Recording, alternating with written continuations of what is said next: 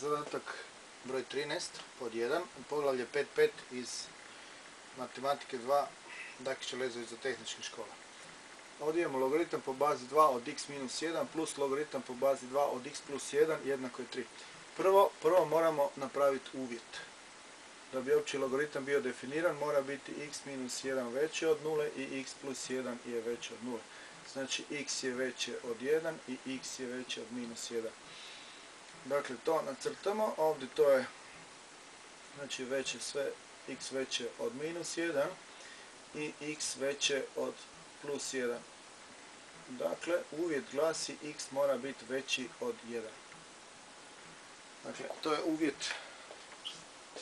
Taj uvjet x je veći od 1 ćemo zapisati ovdje s lijeve strane i ovaj dio pobrišemo tako da imamo mjesta i izračunati ovaj zadatak. Dakle, tu nam je uvjet koji ćemo kasnije koristiti. Jel? Imamo logaritam od a plus logaritam od b. Znači, to ćemo pretvoriti u umnožak. To je po pravilu broj 2. Znači, pišemo 1 logaritam po bazi 2 od x minus 1 puta x plus 1 jednako je. Ovo je 3. 3 ćemo napisati kao 3 puta 1, a 1 je, to je 3 puta logaritam po bazi 2 od 2. Znači, to je 3 logaritma po bazi 2 od 2. Ovdje imamo logaritam po bazi 2 od, ovo pomnožimo, to je razlika kvadrata, x na kvadrat minus 1.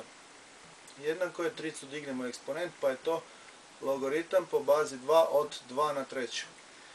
Sad, lijevo i desno imamo po jedan logaritam, to je u našim pravilima, pravilo broj 13, onda ukinemo lijevo i desno logaritme i ostane nam x na kvadrat minus 1 jednako je 2 na treću, znači 2 na treću, pa x na kvadrat minus 1 jednako je 8, x na kvadrat jednako 1 prebacimo na drugu stranu, pa je to 8 plus 1 je 9, i stavimo korijen, dobijemo x je plus minus korijen iz 9, znači x1 je minus 3, a x2 je plus 3.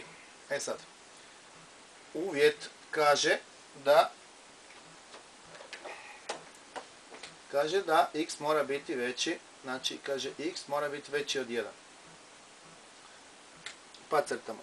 Znači, nacrtamo, tu je 1, znači svi x-ovi koji su veći od 1 mogu biti rješenja. Naše prvo rješenje x je minus 3, to je x1. I drugo rješenje nam je x je 3. Vidimo da ovaj x ne ulazi u rješenje, znači ovo nije rješenje, a x2 je 3, je 3 i je zadovoljava uvjet. Znači jedino rješenje ove jednadžbe je x je 3. Eto, to je to.